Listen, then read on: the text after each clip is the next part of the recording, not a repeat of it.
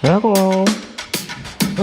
Alright, bonjour, привет, xin hola, hello, everybody. So today I'm going to be doing a video that's a little different from what I used to do, or what I'm still going to be doing, but usually I'm going out and I'm doing kind of a vlog style, showing you guys where I'm traveling, some adventures and things like that. But I've had some requests to make a travel video, or travel tips video. So tips for you guys who are thinking about traveling or who are preparing to travel. So I'm gonna go ahead and I'm gonna do a travel series for the next few months, just in between my vlog style videos, to share with you all some travel tips. And so in this first video of the series, we're gonna go over just traveling in general. Maybe you've been thinking about traveling, you've seen posts of your friends or influencers on Instagram or on Facebook, and you're like, that seems pretty cool. Like, I would actually like to go off and travel. But maybe you have no idea really how to go about and do that, or what type of traveling you'd actually want to do. So with all that being said, this is what we're actually going to be talking and going over today is, why do you want to travel? And should you travel? And if you want to, then what type of traveling would that be? So we're gonna go ahead and we're gonna start off with what I've divided into as 3 tiers of traveling. I'm sure there are other people who've done something similar to this, but I think that traveling can be divided up into 3 main tiers. And so you have the first tier, and those are the vacationers. And the vacationers are the people who save up a little bit of money throughout the year.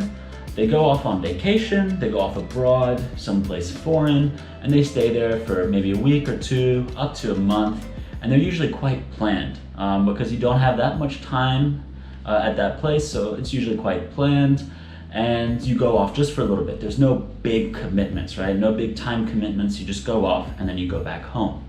So those are the vacationers, and that's the first tier. The second tier would be the backpackers, or maybe people who go on sabbatical. So this obviously requires a lot more time commitment, right? So this is usually lasting for a couple months, like half a year, up to a year, sometimes even longer. And so backpackers, what happens is that it's not nearly as planned. You're usually traveling more on a budget.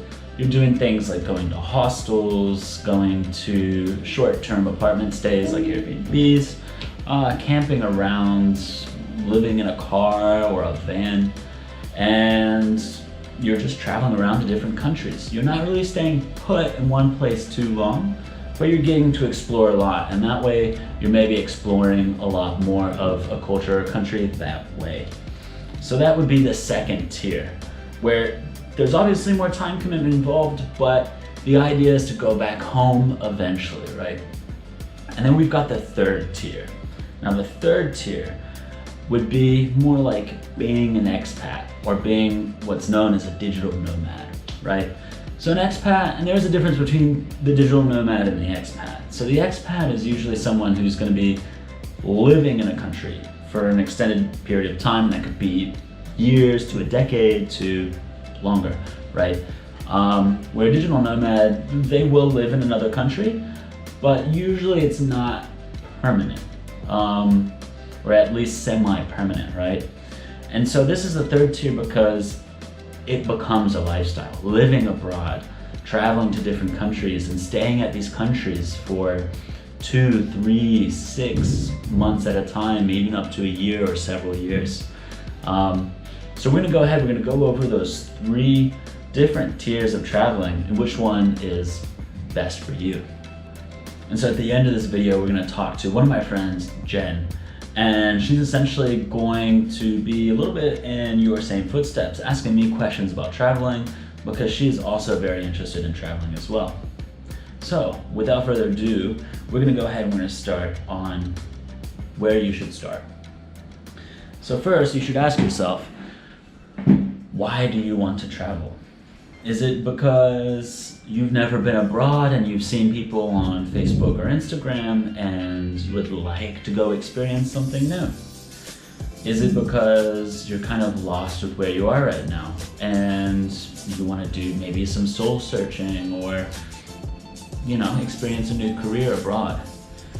Is it because you've always been interested in this one culture and you want to go over there and learn the language?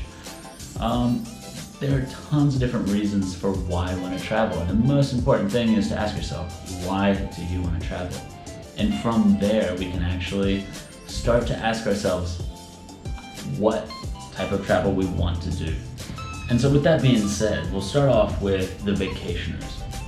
So for those of you who've never really traveled before, been abroad, going on a vacation abroad is probably your best bet.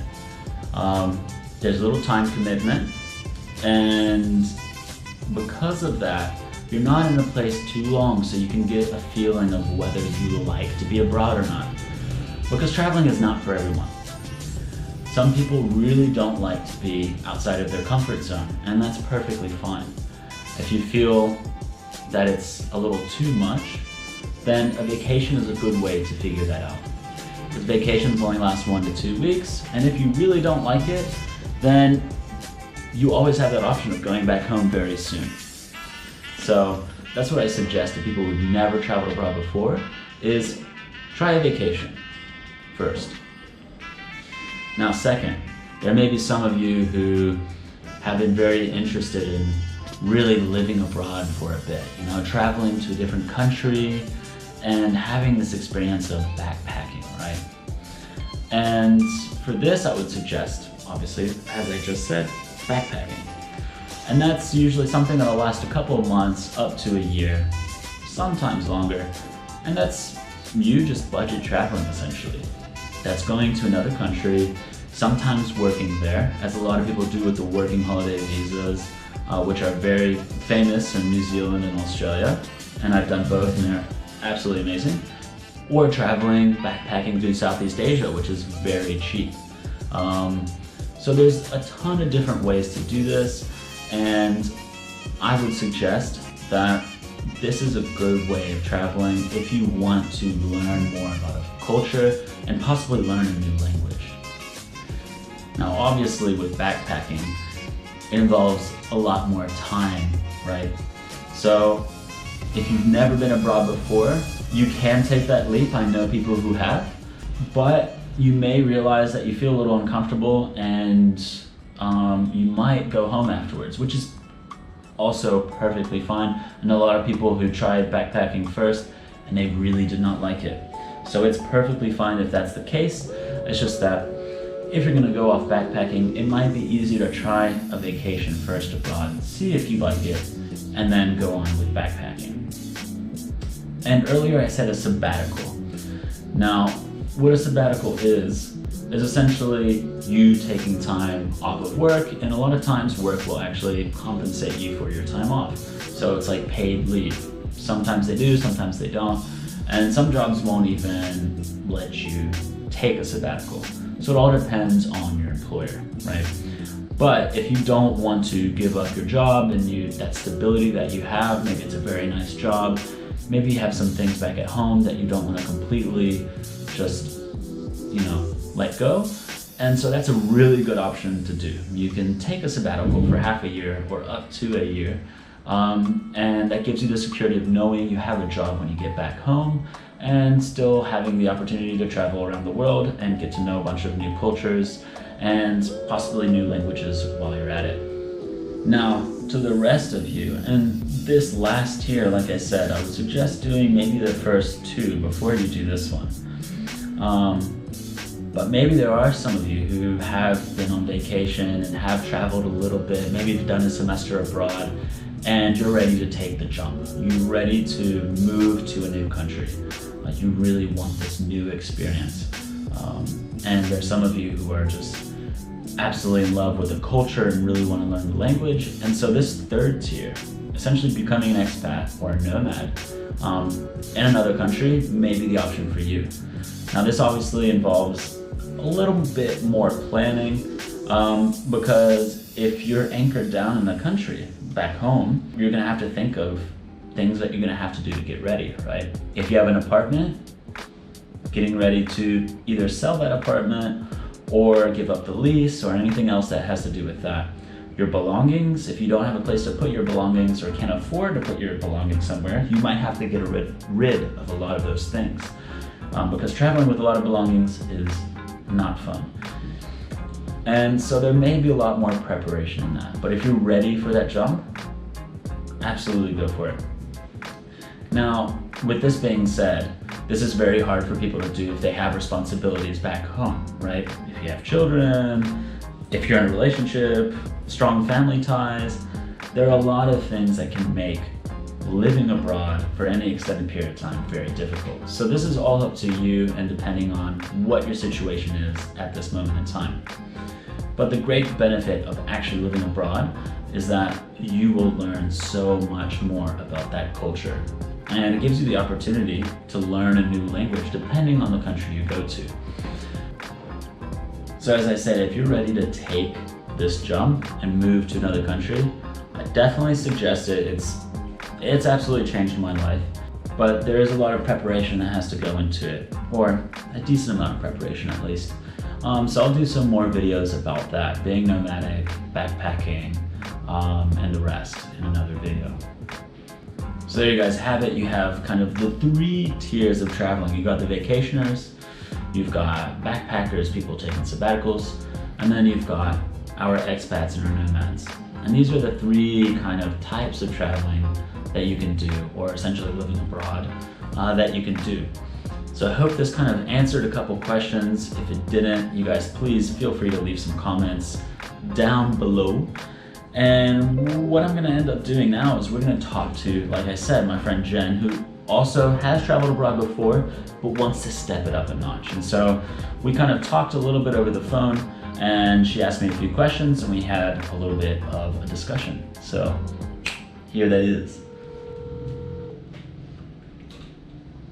Hey Jen. Hey Nico. How you doing? But so I guess one thing I wanted to ask you was just, well, you were asking me recently was about like traveling and you wanting to travel, and you had a few questions. What are your reasons for traveling? What type of traveling would you like to do? Just kind of explain a little bit of why it is that you want to travel, and where do you want to travel, and what do you want to get out of traveling, I guess. Well, growing up, my family and I have always been through different trips. We traveled to like Philippines, Japan, Korea, Hong Kong, some in the States like Florida, solely for Disney World. When I was like, okay, yeah. Las Vegas. And I don't know, just being in those places, it always like, it made me promise myself, wow, when I grow older, I'm gonna have my own trips. That or like trips with friends, because I just enjoy the feeling of being in a foreign place, especially growing up in an island as small as Guam. You can kind of feel trapped here. Yeah. So that's one of the top reasons why I love to travel, or to even like move and just settle in a couple of countries for a couple of years, really. So I guess like wanting a fresh start is one. I guess new adventures. I'm an adventurous kind of person. 2, I guess just freedom. Yeah. I think your 20s aren't forever, so I mean, I'm not saying it's too late or too early for you to travel. I guess it's none of those really, but it's always been in my bucket list to travel while I'm young, because I guess you can't really buy time, especially in a time like that. That's true. So, that's another one. I think those are just the top reasons. Just the feeling of being in another place, having adventure, and just like feeling free. Yeah. You've already done the whole vacation thing. Like you want to actually go off and experience a culture a little more fully and live somewhere else. Yeah, you're right. I probably wouldn't do it like forever or nearly permanently, but I would for at least one time like to experience backpacking. And I love learning different cultures, really, and learning their languages. So what were like your biggest questions when it came to that? Like what were like kind of the biggest hurdles or the biggest unknowns that you would like answered? Probably a factor that's been preventing me in a way, like from doing it, is some sort of fear. So I guess not to get, if you don't mind if we get a bit personal. No, absolutely.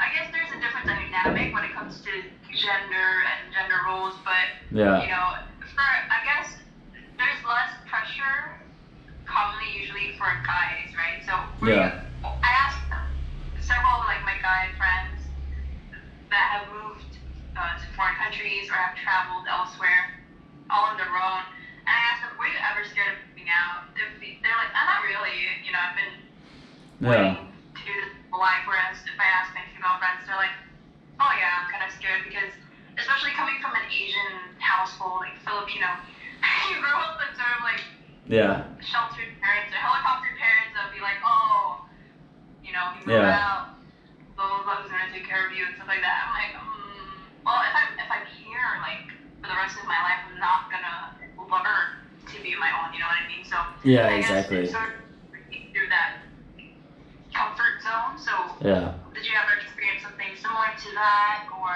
did you have feelings of doubt or fear about doing that, or have you naturally been confident in your travels?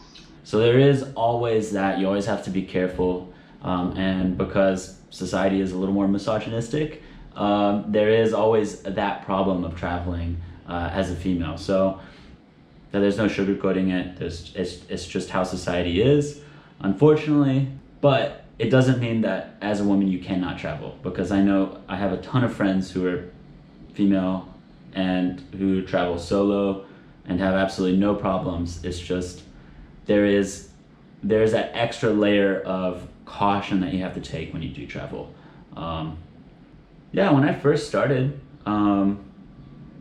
there were times where it could be a little, a lot.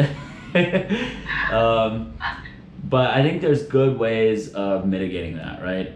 It's easier, for example, when I started, I went to Australia. I went to Australia with a working holiday visa. The culture is very similar to mine.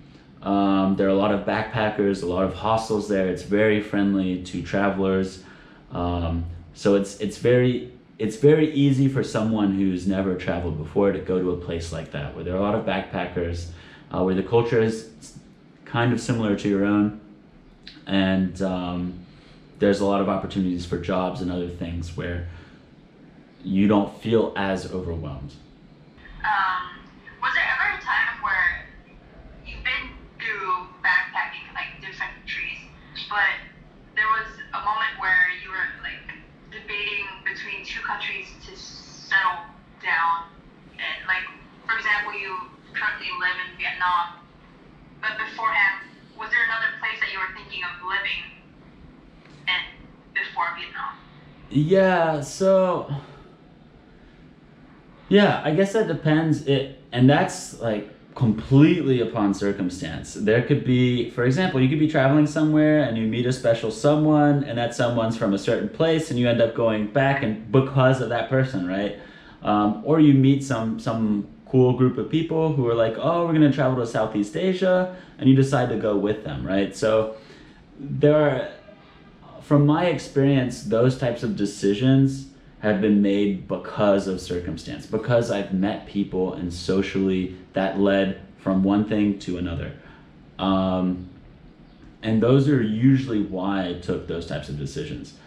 Now, if you're first starting off and you don't know where to go, trying a place where you are really interested in the culture, or some place where you have friends, you know people who live in that country, and you can go visit them and they can kind of show you around. And then from there, you can meet other people, which then opens more doors, and then from there you can make more decisions after that. I think I already asked you whether or not planning is effective, but I guess it really varies on the type of traveler or the type of person you are. And that I have my own preference, and there are different ways of going about doing it. So some people like to have a little bit things that are a little more planned. And I don't. Now, the thing is that if you're traveling and you have more time, what I would suggest is trying to plan the least amount possible. Some of the best memories that I've had traveling are experiences that I've had when they were not planned whatsoever. So that just kind of happened out of the blue. You just bump into some people and they're like, oh, we're going over here. And you're like, you know what? Whatever, let's go. And those types of experiences are sometimes the greatest, right? And if you're backpacking, you have that flexibility. And you can do that. And there's not many other times in life where you can do things like that. So that's kind of my suggestion is if you're backpacking, just kind of wing it to a certain extent, you know? Have a few things planned, but besides that, just wing it. And I think you'll have a much better experience if you do that, just living more day by day than you are trying to plan the next month. That's good. What's your advice to newbie travelers, I guess, backpackers, or anyone that's planning on living in another country, especially during this COVID situation? You know, obviously travel, there's travel restrictions, there's rules. Yeah, right now it's a little complicated. Right now what I suggest to people is try not to move around too much. Obviously following, you know, the medical guidelines, what people are telling you should or should not do. And then try not to travel too much, and especially if you don't have like a vaccine. So right now it's very complicated, right? And even going to countries right now is complicated. Like some countries are starting to open up, and others require you to quarantine for, you know, 3 days, some are 5 days, some are 3 weeks, and some won't even let you in at all. So it's, right now, the whole backpacking thing is quite complicated. And I think backpacking at this moment, I think in a few months' time it'll be better. But right now, I think it's best to, like, if you want to live somewhere else, then go and live there. But moving around from country to country might be very difficult right now, just because of the situation. Yeah. So, yeah, so I think, like, for those who are wanting a backpacker's experience and being able to travel around, I think probably waiting till next year is probably their best bet, just because they'll have a better time if they do it then. Because right now it's just kind of hard to move around, so. What's your advice in carrying? Like, did you make an bank account at the local bank, or did you just do you have your own? What do you call this? Okay. Give me a location. So you're just talking about whether people should open a bank account in a foreign country, or this completely depends on how long you're going to be there, and if you're going to be receiving money from somebody within that country. For example, when I was in Australia and Germany and in New Zealand, I opened up bank accounts because I worked for employers there and they had to send me money. So if I'm working in a country, then having a bank account there is an absolute must. If you're just traveling through a place for a couple of months, it's not necessary to have a bank account as long as you have, or a bank account in that country. Obviously you want your bank account back home and make sure that it's really travel friendly. So I think the most important thing is find a bank in the country you're from, where you've got citizenship and residency, that has no transaction fees, like foreign transaction fees for their credit cards. And then would be better if you could find one that doesn't have ATM fees as well for their debit card, so you can pull out money from your checking account without getting charged like $10 each time. Well, Jen, thank you so much. No problem. Yeah, and if you ever have any more questions, then feel free to ask me. I mean, it doesn't have to be on video, just just in general. Thank you, Nick. Awesome. Jen, see you next time, okay? See ya. Bye. Bye. Thank you so much, Jen, for taking time out of your day to ask me these questions and to be on this video, so thank you. But with that being said, guys, this is the first video of this traveling tips series. If you guys have any questions you want answered, please feel free to ask them down below and I'll make a video about it. But the videos in the future that I'll be talking about is how to backpack, how to prepare backpacking, and then the action, right? So backpacking, also I'll be talking about living as an expat or a nomad, and just things that you need to know before and during your travels.